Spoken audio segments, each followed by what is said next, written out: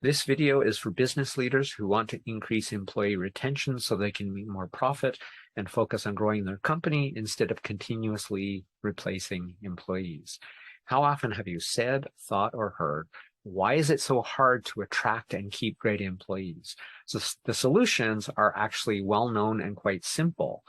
Use a continuous improvement process that's designed to maximize three things. Mastery, that is, continuously improving in their excellence and skill in what they do.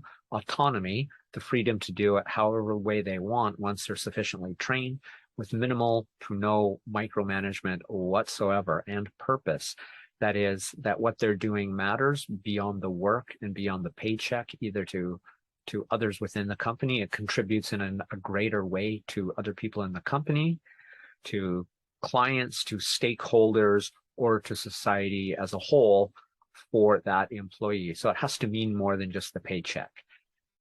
So the real question is, are you willing to change and do what science tells us works instead of doing what's familiar and easy? Watch to the end of this video for bonus material on maximizing training effectiveness and my recommended video on how to attract exceptionally talented employees. In today's video, I'll focus specifically on mastery or growing your employees' knowledge and abilities through continuous learning. As a longtime teacher, this is my baby, helping others move towards their mastery while striving to achieve it myself so I can help them get there even faster.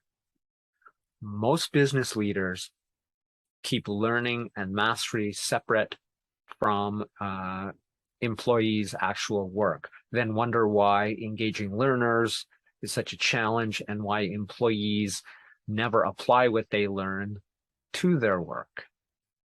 The solution is, and always has been, to completely integrate the two as far as possible and as often as possible, which is virtually all the time. That is, it's virtually always available to integrate learning continuously and ongoingly into work.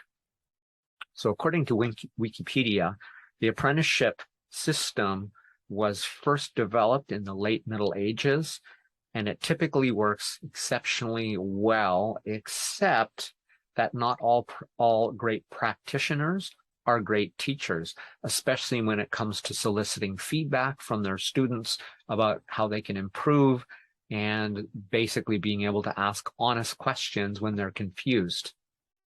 That's why the practitioner teachers or practitioner mentors themselves should likewise be apprenticed to someone who is an exceptionally skilled teacher.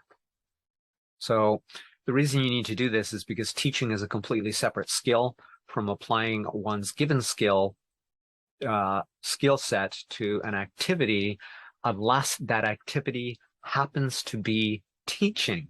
So three core principles of teaching I'm going to talk about today, and they are: what's being taught must be made relevant to the learner, or it will be poorly understood and rapidly forgotten. I talk about this to my students all the time. It's essentially this: you want to teach them to understand, not memorize. And more to the point, you want to help them understand, not memorize. So focus on principles and how to apply them so they can generalize it, rather than a specific example outside of which they're clueless. Ironically, I just finished reading You Must Be Joking, Mr. Feynman, and it was specifically about this. Richard Feynman, Nobel Prize winner, and obviously very famous physicist. If anybody's a science geek, talks about it throughout the book, how most people, including scientists, including academics, don't learn. They learn the rote way of doing things rather than understanding them from first principles, and then being able to, understanding those principles, apply them to anything else that's related in any way. So the idea of apprenticeship and understanding, not memorizing, has been well understood at least since 245 BC, when a Confucian scholar named Shunzi said, what I hear, I forget. What I see, I remember. What I do, I understand. I probably, or perhaps like you, mistakenly thought this was Confucius himself, but it wasn't. It was a scholar who studied his work. So the second principle is that it must be at the top edge or just beyond the student's current ability to improve faster. This is the Goldilocks zone of difficulty that has been talked about in deliberate practice and in terms of flow. It should be near that top edge where there's a very close match between your maximum ability and your performance level. That's where you learn. That's a sweet spot for learning and progressing faster towards mastery or improvement of your skill of any kind. Third, that they get immediate feedback. That is, the student gets immediate feedback about their work and their results.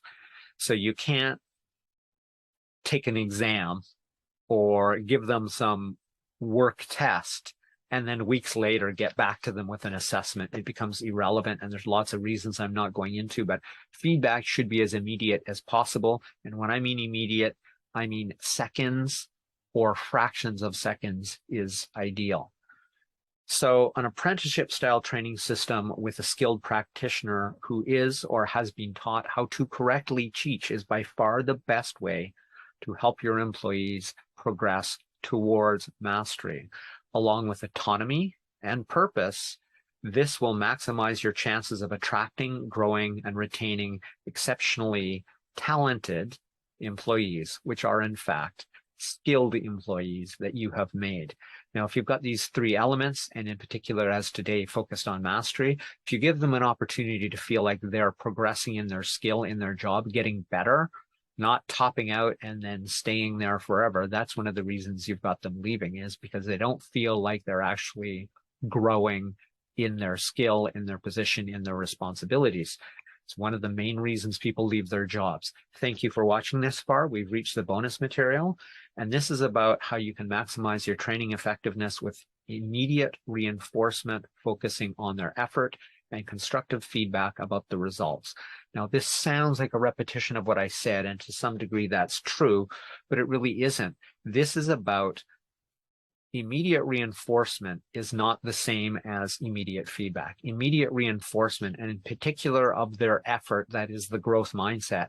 You did a great job. You tried your best. It might sound childish or that only children need it, but this is exactly wrong. This is what researchers have found, that the whole idea of growth mindset is you focus on people's putting in their maximum effort at their ability, going back to what we said earlier. And by focusing on effort rather than results or natural ability, people understand that and strive for that. So reinforcing is simply, as immediately as possible, praising them for that effort. I'm not saying you ignore the results. You can't ignore the results, and you should not ignore the results, but you praise them for their effort. Now, fake effort should be called out. It was like, is that really the best you can do? And I'm not talking about sarcastically. I'm honestly saying, now I've done this many times with students of all levels, all ages, all abilities, and all ranks, right up to the C-suite. So when I say, do you think this is the best you can do? I'm not saying this sarcastically. I'm asking them honestly their opinion. I have yet to hear a single student say, yes, I tried my very best. And if that's what they said, and that's what your trainees say, then praise them for that. Say, that's awesome. That's exactly what we want. We want you to strive at the top of your ability.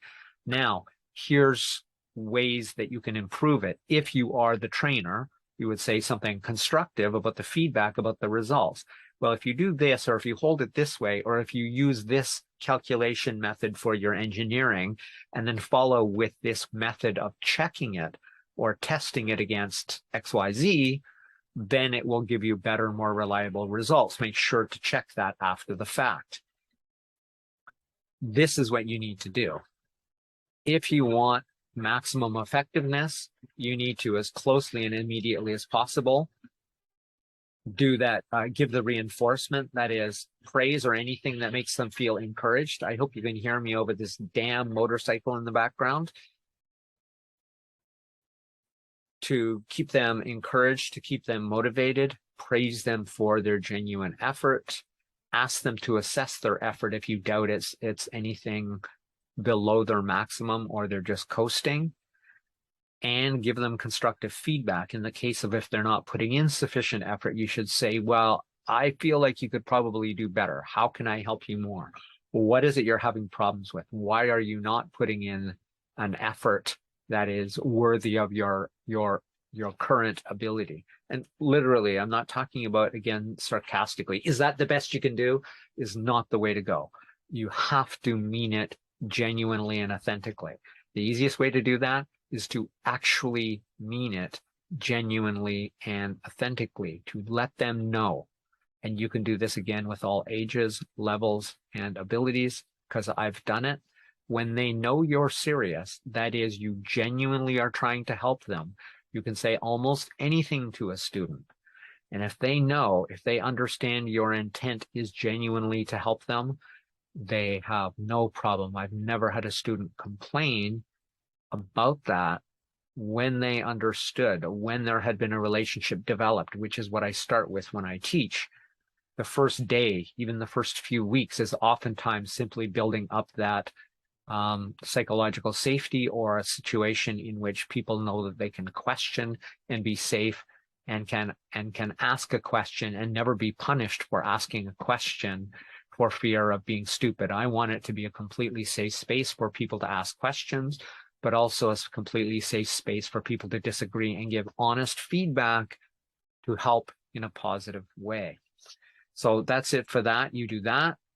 You give them that immediate reinforcement around their growth and their development and their efforts, and you give them honest, constructive feedback about how to improve their results. And if you don't know anything about improving their results, that is, you're going, it's actually really good, then tell them. Give them face value. It's like, you're doing that really excellent. Just continue to do it and you'll improve. And again, only say that if you mean it. So maybe you don't even need to. You can say the way you did it was exactly the way you should be doing it. Continue to do it that way. That's great. And there'll be natural improvement as long as they stick to that, and they later get that same immediate feedback or immediate reinforcement and feedback. So my recommended video for today is how to attract exceptional talent. I will put it right there, so you can go there and check that out. It will also be in the description. So along with this, I have a special bonus, a special gift today, which I'm doing once a week right now for anybody who really wants to go deeper and wants to do this. Please download my Attract Exceptional Talent Guide so that you can attract exceptionally talented employees to your company. The link will be the first thing in the description. This has been Crush It Club 283, Mastery, Autonomy, and Purpose. Best way to find employees. I know that sounds goofy. It's the algorithm. The best way to find employees. My name is Tim B. Green. Bye for now.